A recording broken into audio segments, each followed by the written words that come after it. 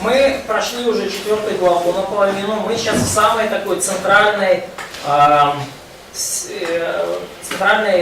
секции книги, в самой ее сердцевине. So verse 8 is where we find the centerpiece here of this section. Итак, в 8 стихе мы видим центр данной песни. So after giving these wonderful compliments, Solomon now invites his bride to the wedding night.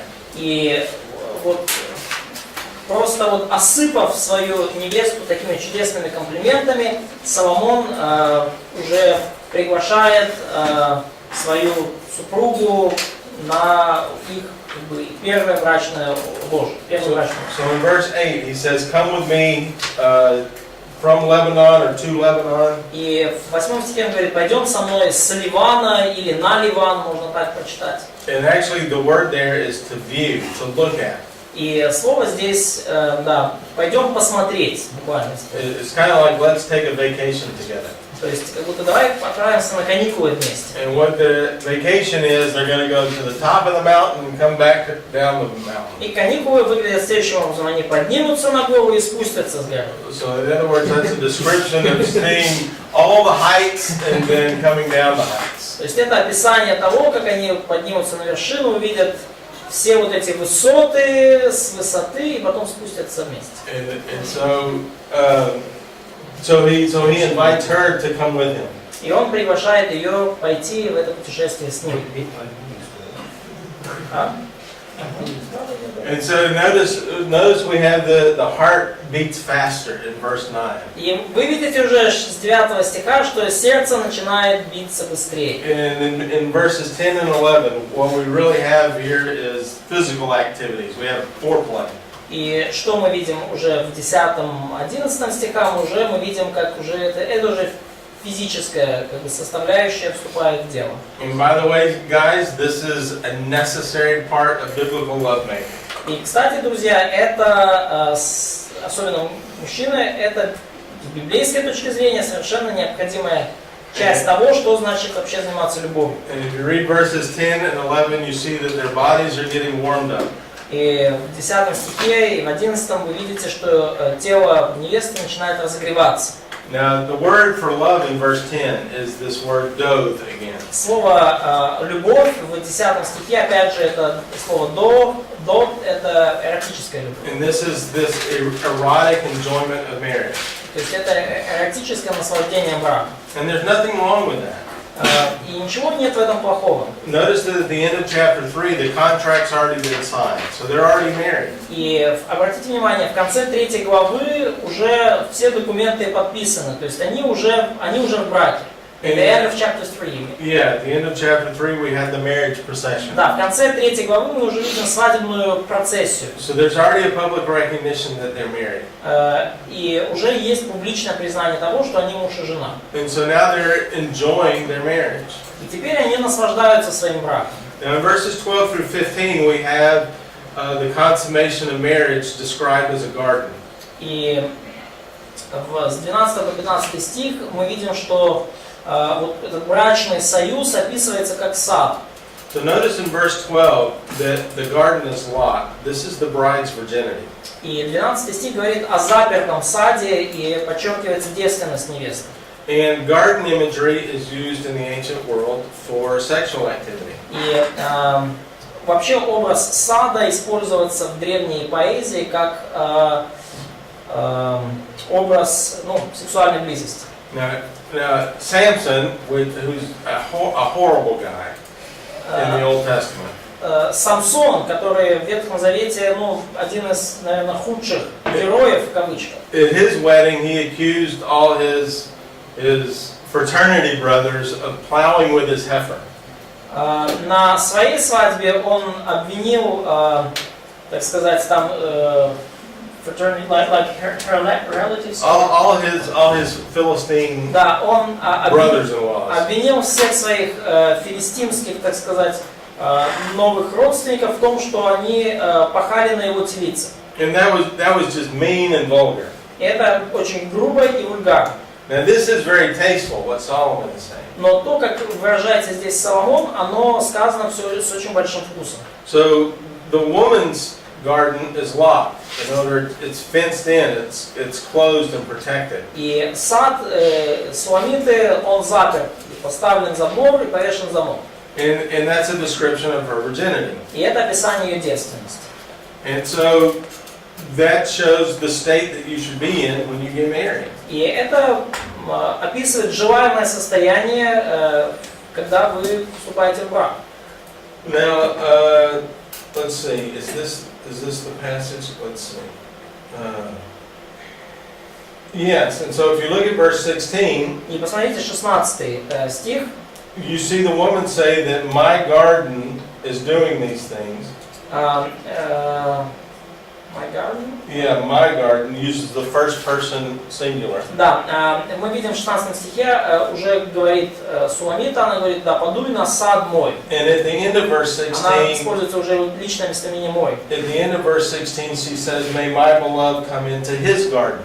И в конце 16 стиха она говорит, пусть возлюбленный мой придет в сад свой. Я читаю современного перевода. So we see that the woman is voluntarily turning her body over to her husband. И мы видим, что Суламита добровольно отдает свое тело своему мужу. And this is a very important point that you see scripturally in other places. И это очень важный момент, который вы видите и в других местах Писания. One, there's a voluntary nature for sure. Во-первых, это добровольная природа сексуального союза, однозначно. But if you look at 1 Corinthians 7, Но если вы посмотрите, например, 1 Коринфянам 7, I don't know if you're familiar with that passage, but in the first 5 verses, я не знаю, знакомы ли вы с этим отрывком, но вот в первых 5 стихах Paul says in marriage, the other person's body belongs to you. Павел говорит, что тело супруга или супруги принадлежит другому супругу. And guys, this is important for you as well because your body belongs to her. И парни, для вас это тоже важно, потому что ваше тело принадлежит ей. And so that should be good motivation to keep your body up. И это, кстати, хорошая мотивация поддерживать тело в надлежащем состоянии. And so there's this before marriage it belongs to you. Потому что до брака ваше тело принадлежит вам. And after marriage you have now turned your body over to the other person. И вступив в брак, вы отдали свое тело другому человеку. And that goes both ways. И это с обеих сторон такая динамика. And so that marriage now becomes a new permanent state. You can never go back. Этот брак превращается в новое, постоянное, стабильное состояние. Вы уже не можете отмотать назад. So we see that this is an incredibly big decision. Marriage is a huge decision. И потому брак это просто невероятно значимое решение, огромное по своей значимости. So some applications here, without going into all the exciting details. Да, некоторые применения, я уже не буду углубляться во все прочие интересные детали. First of all, virginity is very important. Первое, девственность важна. And as a matter of fact, there is a lot of disease that is transmitted. И на самом деле существует огромное количество заболеваний, которые передаются половым путем. And I saw one statistic that 85% of the blindness in the world is because of sexual disease. Blindness. Blindness. Да, я видел статистику, что 85% слепоты, которая диагностируется в мире, происходит именно по причине заболеваний, передающихся половым путем. And that obviously is related to children being born from. И очевидно, что это связано с детьми, которые рождаются от родителей, зараженных такими болезнями. And also notice that a woman's body belongs to her first, and then it's her choice to turn it over. И также обратите внимание, что в первую очередь тело жены принадлежит ей, и это ее выбор отдать это тело супругу. Now notice chapter 5, verse 1. I think it goes with this section. И обратите внимание на 5 главу, 1 стих. На мой взгляд, это относится к той же песне. So we have this concept here of myrrh and balsam. We have these wonderful fragrances. Мы видим здесь концепцию вот этих ароматов, да, мира, там и огромное количество разных благовоний описывается. So we have the aroma of the nose. И мы видим вот что вот они вдыхают разные ароматы. We have eating honeycomb and eating honey. Мы видим образ поедания меда. So we have this taste, we have this Сок real меда, сок. sweetness of То taste. есть мы видим вот этот сладкий вкус. And then we have, I've drunk my wine and my milk. И также говорится, что я поел меда, напился вина моего с молоком моим. So we have the satisfaction, the appetite with milk, То есть мы видим удовлетворение аппетита молоком and we have the satisfaction of the soul in this intoxication. и удовлетворение души вот этим вот насыщением вином. And those last two lines would be the daughters of Jerusalem that say, eat, friends, drink and imbibe deeply. И последнее это то, что уже как бы хор, да, дочери Иерусалимские. Ешьте, друзья, пейте, пейте, насыщайтесь. So this concept of the marriage bed should just make all the emotions and all the senses just peak. Just have a good time. Потому вот эта концепция брачного ложа подразумевает, что все эмоции, все органы чувств достигают некого пикового опыта в одно и то же время. Recognize that can't happen unless the soul goes along with the body. И важно понимать, что это не может случиться, пока душа не идет, так сказать, нога в ногу с телом. And as a matter of fact, that leads us to the next section, which we have some sexual problems after marriage. И это ведет нас, на самом деле, к следующей главе. И эта глава, к следующей, So do we have any главе questions? тоже, но к следующей песне, которая описывает сексуальные проблемы уже в браке. So do we have any questions over the center section here? Есть ли какие-то вопросы по поводу вот этой центральной секции? So, is it the description of their first night? Because we saw that already in chapter 1. Right. I think all of these go back to the same concept. То есть с точки зрения преподавателя, вот и это описание, и то, которое было там во второй главе, это все их первая ночь. Да. Where we go? О, Лариса, да. Насчет тріпотілу належить, це іменно в сексуальному плані, чи це в смислі там мені не подобається, як ти виглядиш, коротше, там це, грубо говоря. Внешне. Да, внешне.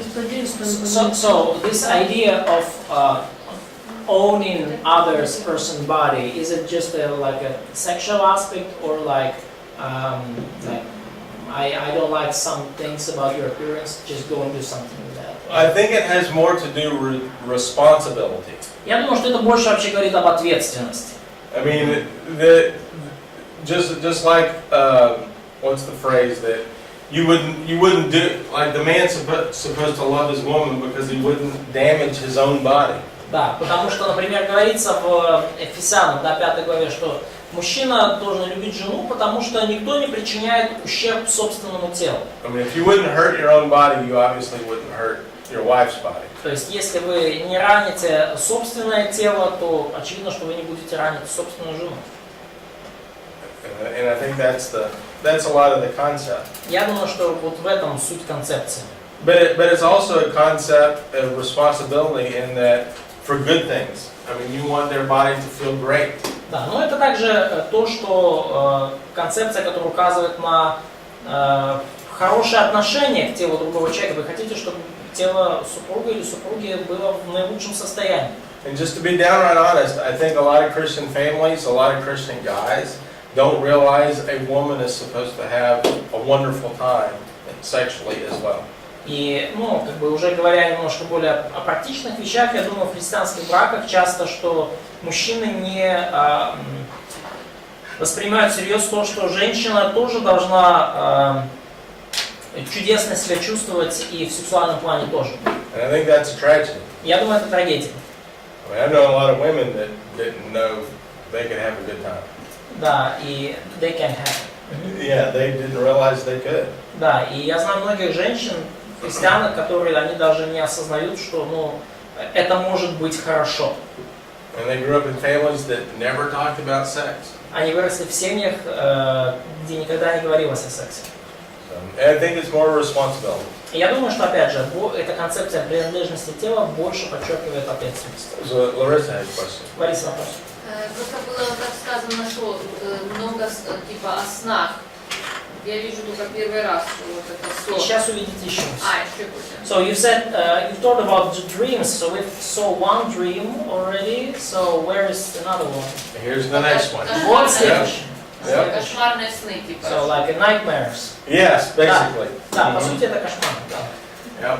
And so here in, so any other questions on this section? Есть ли еще вопросы по этой секции?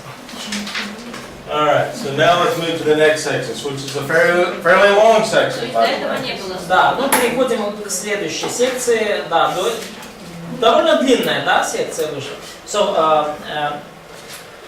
да, еще не было сна. Сейчас будет в пятой главе. So, I've heard an opinion that this last phrase, like eat and drink and be satisfied, is like it's what God says. In this Okay, well, I mean, the chorus provides information that we don't get from the characters, so sure, it's divinely inspired. Okay. Но я слышал точку зрения, что последняя вот эта фраза «Ешьте, друзья, пейте, пейте, насыщайтесь», это типа как Бог говорит. Он говорит, да, хор дает информацию, которую мы не получаем от персонажа. То есть это богодухновенный взгляд на ситуацию. Божий взгляд на ситуацию. Конец первого стиха. Ешьте, пейте, насыщайтесь. So in this next section, we come to a center point here at the beginning of chapter 5. Итак, в следующей песне мы находим центральный эпизод в начале 5 главы. In which we're going to see sexual reluctance. И здесь мы увидим ситуацию, скажем так, отказа в сексуальной близости. So I don't think there's any marriage in the history of the world where both people didn't have to make adjustments. Я не думаю, что был вообще какой-то брак в истории человечества, где кому-то из людей или обоим не приходилось что-то где-то подстраиваться под другого. And one of the types of adjustments you have to make in marriage is sexual. И один из аспектов подстройки или притирки, который имеет место в браке, это притирка в сексуальном плане. So if you just think of the way a human being grows up, he goes from a state of no sex to a state of just being fascinated with it and running on adrenaline, and then to ordinary. Да, то есть и вот представьте себе, как вообще развивается обычный человек, да, то есть человек из состояния, когда нет секса вообще, переходит в состояние, когда это полный там взрыв мозга, адреналин и это стопроцентное воодушевление, и потом это становится ординарным, повседневным, бытовым. And so there's always going to be some type of adjustment over the course of your life. Поэтому всегда на протяжении вашей жизни будет того или иного рода притирка. Now, if you sin as a single person, И если, будучи не состоящим в браке человеком, вы имели какие-то грехи в этой сфере, you're going to have to deal with ghosts in the bedroom. то придется иметь дело с так называемыми призраками в спальне. If you come with no experience, you're going to have to learn something about your spouse. И если вы, но даже если вы, скажем так, уже вступили в брак, не имея предыдущего опыта, то все равно вам нужно будет что-то новое узнавать о своем супруге или своей супруге. And as you get older, you're not going to have the physique you used to have as a young person. И чем старше вы становитесь, тем меньше у вас остается того же физического запала, который вы имели, будучи младше. So you're going to constantly have to learn new things. Поэтому постоянно нужно будет учиться чему-то новому. And in order to learn, you have to have a conversation. И для того, чтобы чему-то научиться, нужно беседовать. And in marriage counseling, I will tell you that money and sex are the two things that couples don't talk very well about. И как имея опыт брачного консультирования, я могу сказать, что деньги и секс – это две вещи, о которых людям очень трудно друг с другом говорить. Now, one of the things that you should notice as you go through the book of Song of Songs, И одна вещь, которую вы заметите, изучая песню песней, there's a constant conversation. что есть постоянная беседа. She says something and he says something, and then she says something and he says something. Она что-то говорит, потом он что-то в ответ говорит, он что-то говорит, она что-то говорит. So they're always talking. Они постоянно разговаривают друг с другом. So in this next section, we have this reluctance. И в следующей песне мы видим вот это вот как бы извините за сленговый термин, но отмораживание, да, то есть отказ в близости. And this brings on a dream that the woman loses her beloved. И это все приводит в итоге к кошмарному сну, в котором девушка теряет своего возлюбленного. So we see in verse 2 there. И мы видим второй стих. We have the husband seeking entrance. Мы видим, как во втором стихе муж он стучится и пытается войти. And so he's seeking to come in late at night. Он пытается войти поздно ночью. And in verse 3 she has excuses. She refuses with flimsy excuses. И в третьем стихе мы видим, как она выдвигает свои извинения. Да, она отказывает ему, и ее, так сказать, отмазки очень неубедительные. Basically she says, I already took a bath, I'm already clean, now I don't want to. По сути, она говорит, что я уже приняла ванну, я уже чистая, нет, я ничего больше не хочу. And so Solomon continues to try and shows his longing for her. Соломон продолжает свои попытки, он демонстрирует свое желание в отношении нее. And then finally she is aroused for him. И в конце концов она таки возбуждается по отношению к нему. But when she opens the door, she can't find him. Но когда открывает ему дверь, не может его найти. And she calls his name in verse 6 and there's no answer. И она зовет его по имени в 6 стихе, а ответа нет. And in verse 7, she's found by the watchmen and they mistake her for a prostitute. И в 7 стихе мы видим, что ее находят стражи и принимают ее за блудницу, за проститутку. And so in verse 8, we see that the daughters of Jerusalem respond by asking what's so special about this woman. И в 8 стихе мы видим, что дочери Иерусалимские отвечают ей и спрашивают, а что же такого особенного в твоем возлюбленном? And so in verses 10 and following, she starts this long description of Solomon. С 10 стиха она начинает вот это долгое описание того, каков же Соломон. Now recognize in this part, this is a dream sequence once again. И важно понимать в этой части, что здесь снова описываются сны. And she dreams of refusing Solomon's sexual advances. И сон ее состоит в том, что она отказала Соломону в его сексуальных, так сказать, поползновениях. And she's afraid that that's going to destroy their marriage. И она боится, что это разрушит их брак. And so, I mean, you can read the passage and you recognize the poetry, I'm sure. И я думаю, что вы можете сами прочесть отрывок и осознать, так сказать, что говорится здесь этим поэтическим языком. And just recognize that the marriage bed is not like it is on TV.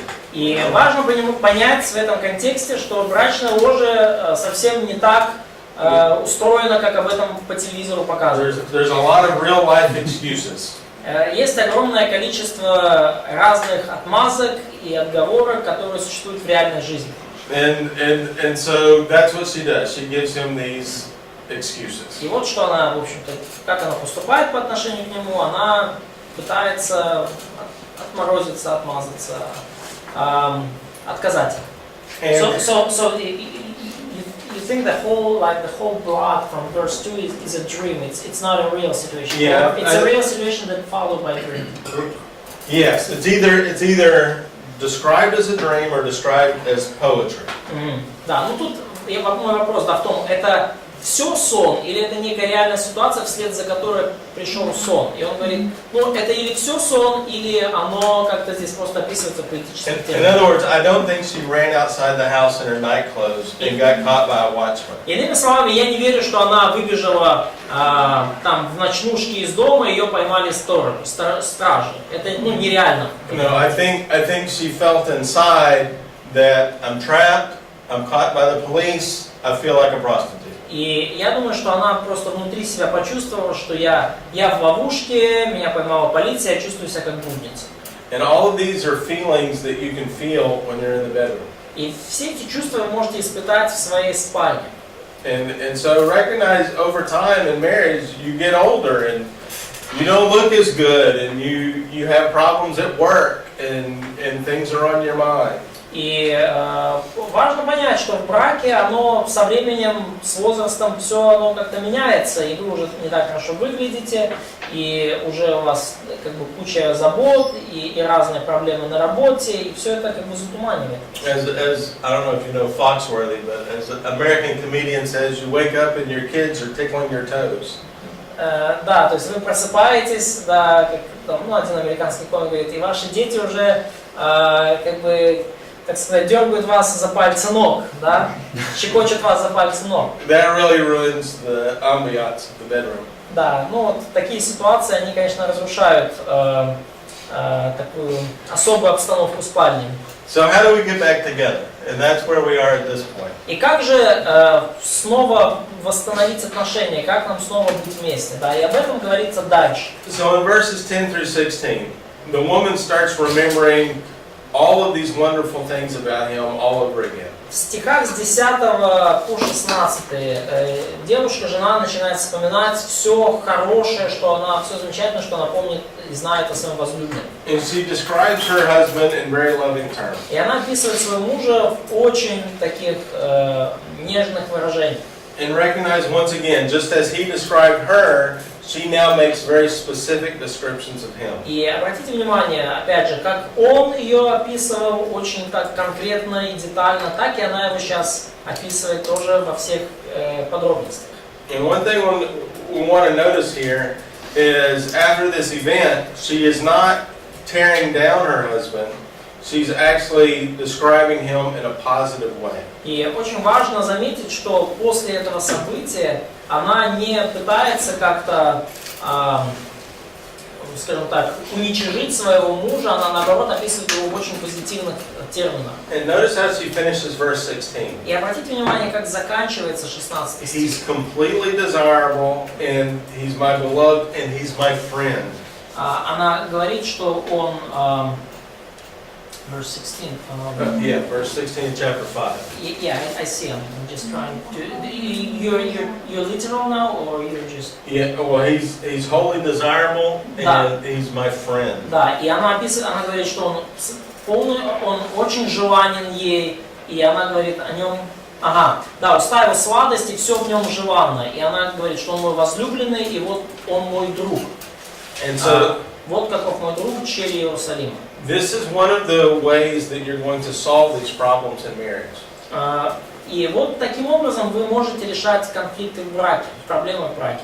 First of all, recognize everyone is going to have sexual adjustments to make. И важно понимать, что каждому придется пройти через сексуальную притирку, да, подгонку под другого, подстройку. As we're all aware, we're all sinful, we're all going to make mistakes. Поскольку все мы грешные люди, все будут совершать какие-то ошибки. There may be mistakes that happen in the bedroom. И ошибки могут совершаться и в спальне тоже. And secondly, you want to go back to the past and remember why you married this person. И во-вторых, важно иногда возвращаться мыслями в прошлое, вспоминать, почему вы вступили в брак с этим человеком. And that's what this woman does, is she goes back to the past and remembers all the wonderful things about him. И вот что делает здесь Суламита, она возвращается мыслями в прошлое, вспоминает все это прекрасное о своем муже. She also notices that he's her friend. И также она обращает внимание на то, что он ее друг. And this is one of the key concepts of marriage, is you go through a life of sanctification. И это одна из ключевых концепций в браке, потому что вы вместе проходите по жизни и освящаетесь. This person you're with is your best friend. И в этом процессе человек, с которым вы рядом, это ваш лучший друг. And that's one of the reasons a Christian marriage is so powerful. И это одна из причин, по которой христианский брак может быть настолько сильным. Changing yourself or being sanctified is a very hard process. Поскольку вообще изменение себя и освящение это довольно сложный процесс. And so you need to recognize who you're with on this journey as your best friend. И вам нужно понимать, что тот, с кем вы в данном процессе идете, двигаетесь, это ваш лучший друг. And another thing to recognize, as she describes Solomon to the daughters of Jerusalem, she never says anything bad about him. И еще важно что когда она описывает своего мужа черем Иерусалимским, она ни слова плохого о нем не говорит. Don't publicly criticize your spouse. Никогда не критикуйте своего супруга публично. I really do not respect guys that run down their wives to me in public. И я никогда не буду испытывать уважение ни к одному мужчине, который публично мне говорит плохое о своей жене. And I know my wife hangs out with ladies, and sometimes one shows up and starts running her husband down. И моя супруга общается тоже с женщинами, с сестрами, и порой кого-то из них там прорывает, и она начинает унижать, говорить плохое о своем муже. And she tries to put a stop to that as fast as possible. И моя жена пытается как можно быстрее приостановить эти дискуссии. And so that's part of the way of solving these problems. Это то, как решаются такие проблемы. So now in this next section, as we move into chapter 6, И в следующем разделе, когда мы переходим к 6 главе, we're still working on this section right here, мы до сих пор вот в этой 5 секции. and we're getting them closer together. И мы видим, что они становятся уже ближе вместе. So in verses 4 through 9, we're back to reality again. С 4 по 9 стих мы возвращаемся к реальности. So in spite of the tension in the previous chapter, they're reunited. Вопреки всему вот этому напряжению, которое мы видели в предыдущих главах, они все-таки снова встречаются вместе, они съединяются. So particularly if you look at verse 5 Особенно and 6, 5 стих, 5-6 стих. you'll notice that he's complimenting her with the same words he used on their wedding night. Мы видим, что он теми же комплиментами ее осыпает, какие использовал в первую брачную ночь. Now here's one of these concepts in here that people will point out in verse 8. И вот это одна из концепций, на которую часто, одна из вещей, на которую часто люди, критики Библии указывают в 8 стихе. Apparently by this time he already has accumulated 60 queens and 80 concubines. Очевидно, что в этот момент уже своей жизни у Соломона 60 цариц и 80 наложниц. And she's the favorite. 8 стих 6 главы. So I would say that's a really big sexual problem right there. And she's what? Huh? Да, и я бы сказал, She's the что, favorite. конечно же, она любимая среди всех, но я бы сказал, что уже явно видна серьезная сексуальная проблема.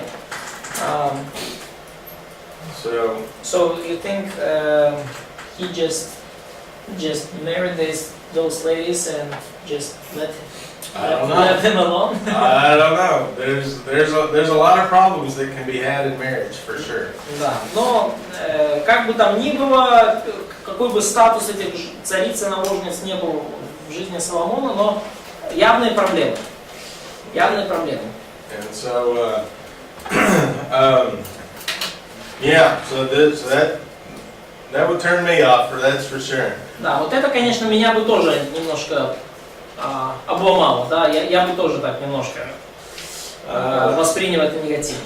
Yeah, so where's our principle of this thing here? So first of all,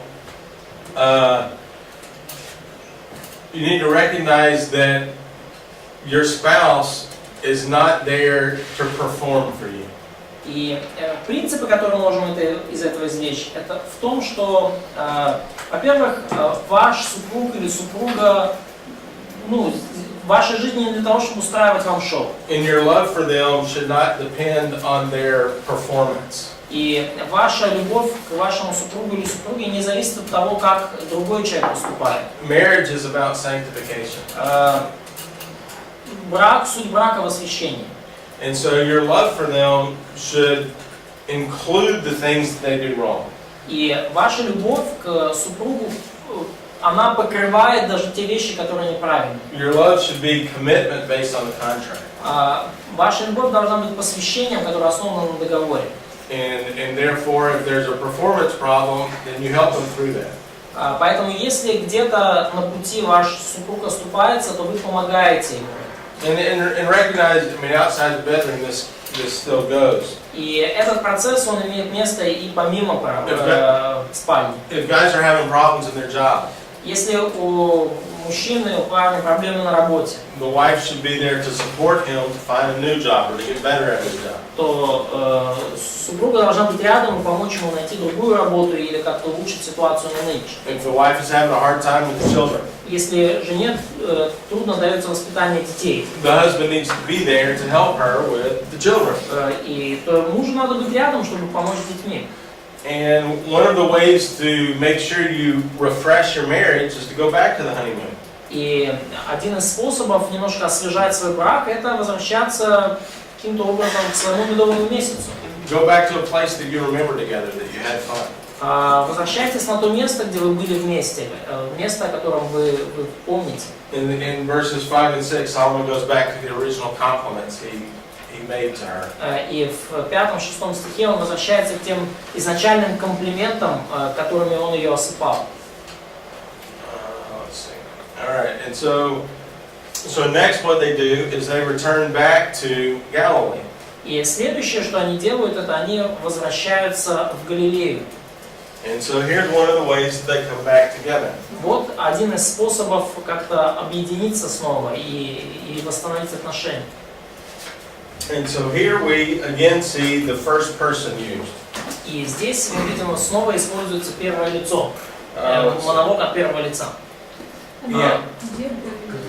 So what's the verse? We're looking at chapter 6, verse 10, 6 глава, 10 стих. and through the first half of chapter 7. So И right here. первая половина 7 главы.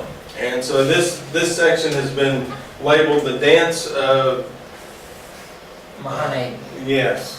Да, и вот с 6 стиха 10 главы, с 6 главы 10 стиха, извините, пожалуйста, до 7 главы 10 стиха этот раздел называют танец Манаимский. Yeah. So in verses 10 and 11, the woman remembers the things of her past, where she grew up. Okay, I'm sorry, I She have remembers. memorization issues. I'm sorry. 10 and 11. Yeah, Who's chapter that 6, appears verse like a dawn? Yes.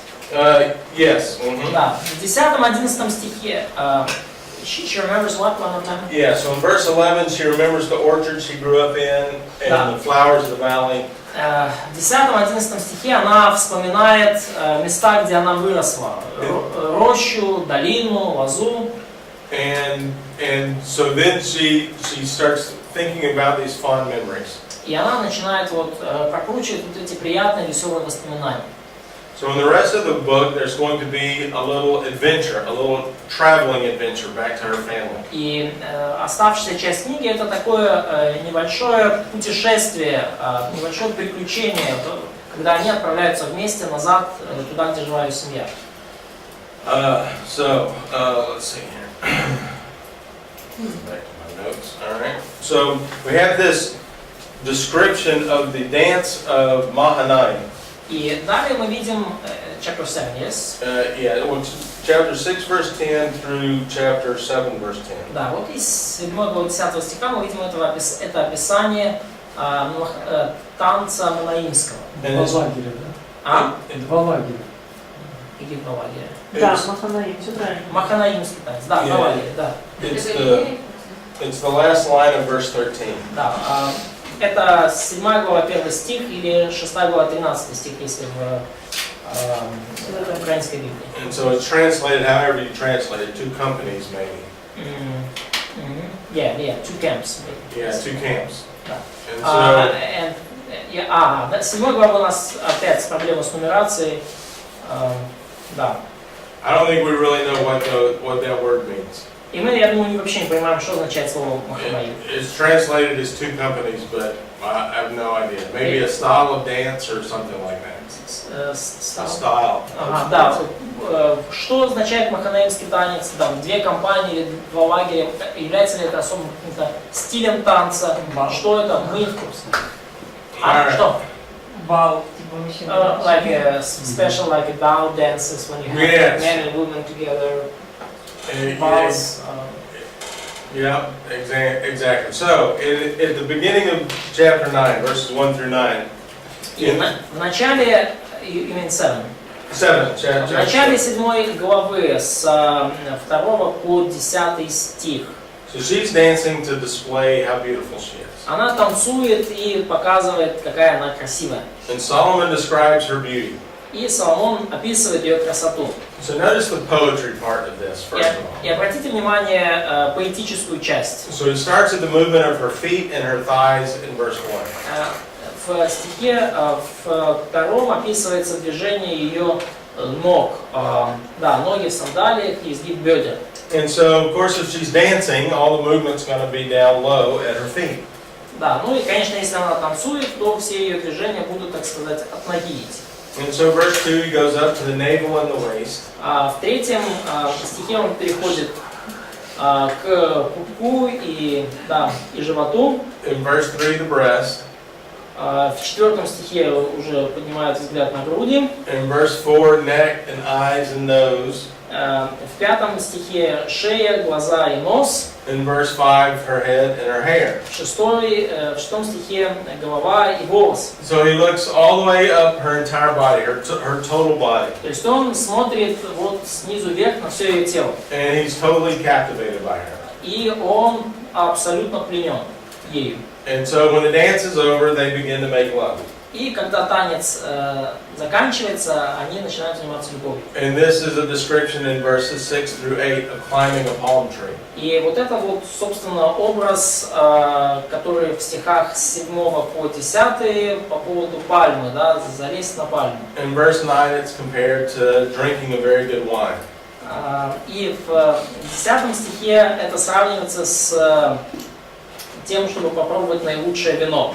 And again, the concept is being totally intoxicated with a physical relationship. И опять же концепция в том, что это полное вот это опьянение, полное погружение в физические взаимоотношения. And so, once again, we notice that the man is attracted to observation. И опять же мы видим, что мужчина полностью захвачен визуальной частью наблюдения. And so, one thing to notice here is there is a creativity in your marriage relationship. И важно здесь отметить, что в брачных взаимоотношениях есть место творчеству. Now you don't have to do it the way she's doing it here and dance like this. Может быть, вам как бы, так, не очень удобно вот делать это так, как она здесь это делает, то есть танцевать. But notice one of the solutions to problems is just be creative. Think about the other person. Но обратите внимание, что один из путей решения проблемы — это проявить творчество, да, подумать о том, что можно сделать в этой ситуации. Things don't have to be ordinary. Who's that? Is that me? I don't know. It's not me. I don't know where it's coming from. Oh. Да. То есть нужно проявлять творческий подход. Оно не должно быть всегда одинаковым. It's probably some automatic call. All right. So now we come to this last section here, or not the last section, the next to last section. Да. И мы переходим. So part of the solution there at the end of at the beginning of chapter 6 we have compliments once again. In the beginning of chapter 8. At the end of chapter 5 she compliments him, and at the beginning of chapter 6 he compliments her. Да. Итак, в конце 5 главы она осыпает его комплиментами, в начале 6 главы он ее осыпает комплиментами. At the end of chapter 6 they go on vacation. В конце 6 главы они отправляются вместе на маленькие такие каникулы. They go travel back to the places that they had talked about the fox catching. Они отправляются на те места, где когда-то еще говорили про отлавливание лисичек. And at the beginning of chapter 7 they get rather adventurous. И в начале 7 главы мы видим, что, скажем так, они проникаются духом приключений. And have this dance here. И танцуют. Там вот эти танцы. So now in this next to last section we have once again what do we have there? What's that say? Number 6 section. Yeah, the 6th section. Да, и далее мы видим уже шестую секцию текста, 6 раздел. Шестую песню. Yeah, Mrs. Solomon's desire to visit home. Yeah. Solomon's or Shimon? Mrs. Solomon. Yeah. Да, миссис. Да. И теперь мы видим желание миссис Соломон посетить вернуться в свой родной дом. So here we picked up this longing that she had to go back to her country home. И опять же мы видим вот это ее желание увидеть свои родные места. And so in verse 11, she asked him to go back home to visit her country home. 7:11. 7 verse 11, yeah. Да, и в 7 главе 12 стихе мы видим, как она просит Соломона вернуться, поехать вместе с ним вот в ее родной дом. Андрей, Да. там на доске нет ошибки. Есть ошибка. Не ошибка, а просто разница в нумерации. 7:12. 7:10 и 8:3 сразу начинается. Нет, там нет ошибки, потому что so do we have mistakes on the desk? And I said it's just I've copied that. No, I think they start together and then they go apart. Я думаю, что здесь ситуация такая, они начинают вместе, то есть это это так надо. So Они начинают this one вместе, is reversed. а потом они расстаются, и здесь порядок немножко меняется. And this is a new type of a problem. И это еще одна проблема. Yeah, and so they come out, and at the end of chapter 7, they go out into the fields, and they see all the excitement that's out there. И в конце 7 главы, 12 стиха, в самом они возвращаются туда, в Галилею, они отправляются в поля, вот там у них такое классное, прекрасное время. But in chapter 8, verse 1, here's the problem. Но It's a social problem. в 8 главе, 1 стихе мы видим проблему, да, проблема социального характера. She wishes they could be in public together and show their affection to each other. She wishes. Yeah, she wishes that. Она желала бы, чтобы они вместе были на публике, и он бы проявлял к ней свою страсть. So she says, "Oh, if you were a brother to me, then we could hold hands, or we could act like relatives." Она говорит, если бы ты был мне братом, я бы могла держать тебя за руку, и мы бы могли себя вести как родственники.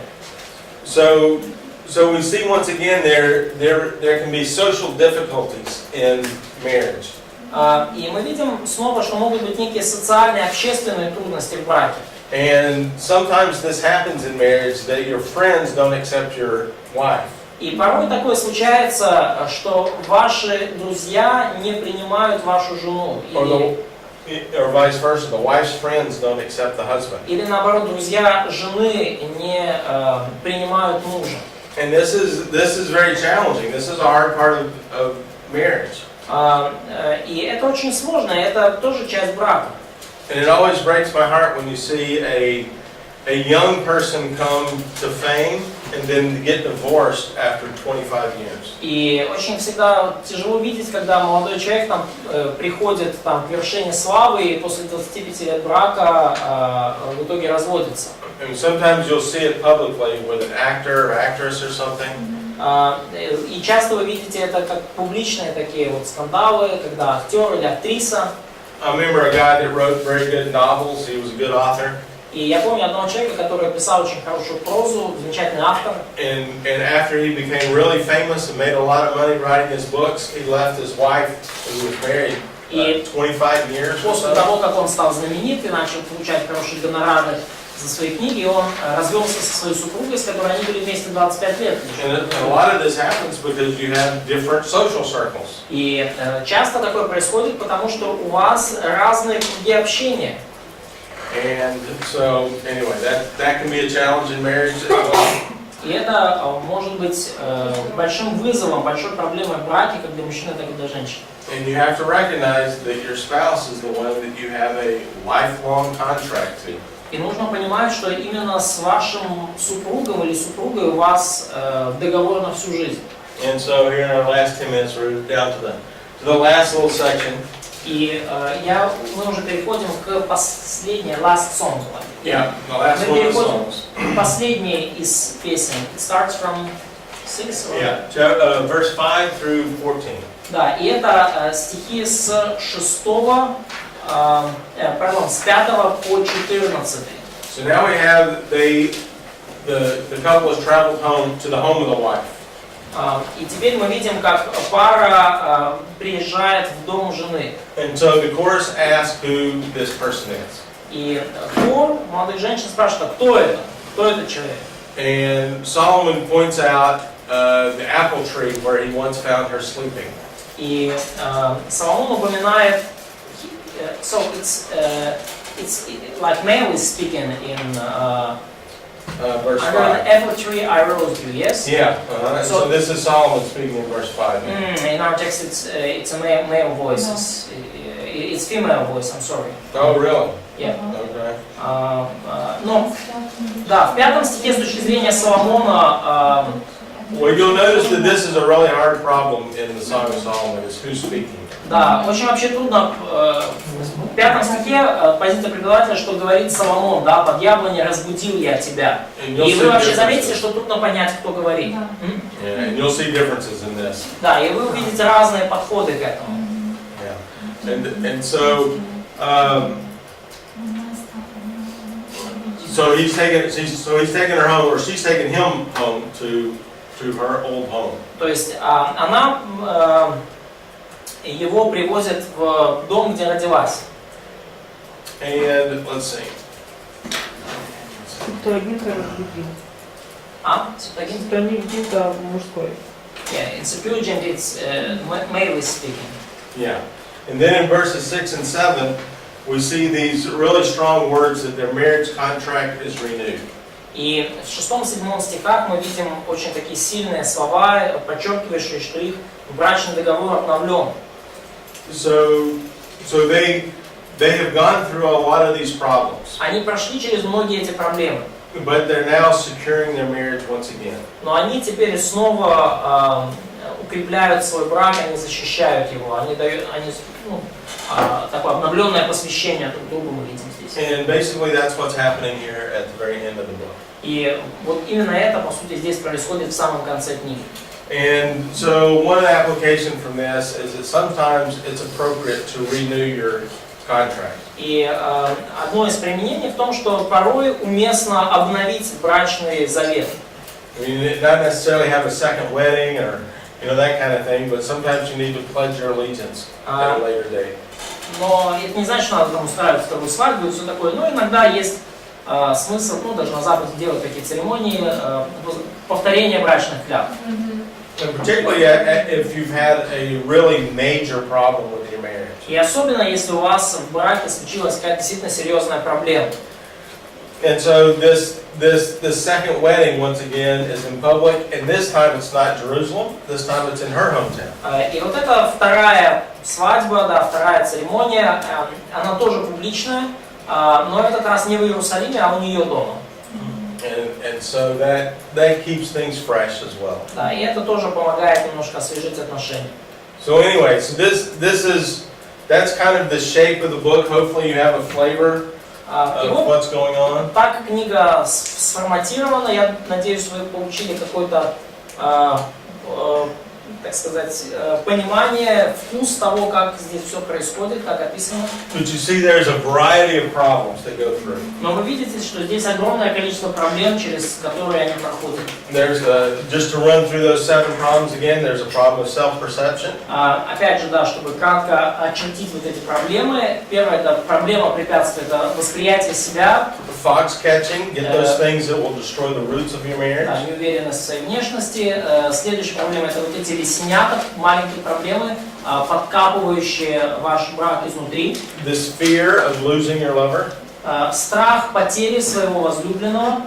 Obviously, here, no problem. В 4 песне нет никаких проблем.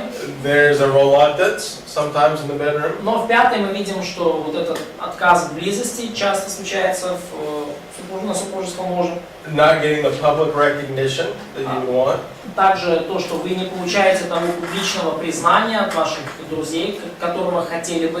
And finally, refreshing your marriage. И последний отрывок говорит об освежении вашего брака. So this is a great book for marriage counseling if you can study through these things. Освежение ваших обетов. И это прекрасная книга для семейного консультирования. Почему когда ты сказал, что с ней что-то случилось? So why did you tell that something happened with her and she died? And actually, what is the end of the book? How do you this? There's a lot of ways that this is it. I think, like Mark Perkins thought, this might be a funeral. So the last chapter is a very hard in its poetry. Like last chapter starts from verse 8, yeah? Yeah, Да. exactly.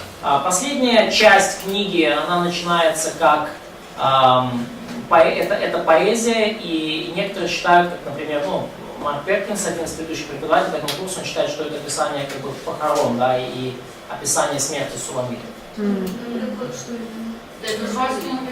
So like starting from verse 8, yes? Yeah. Да, Yeah. да, начиная с 8 стиха. So there's changes in interpretation. То есть здесь вот в последний раздел с 8 по 14 стих, там толкования разнятся диаметрально.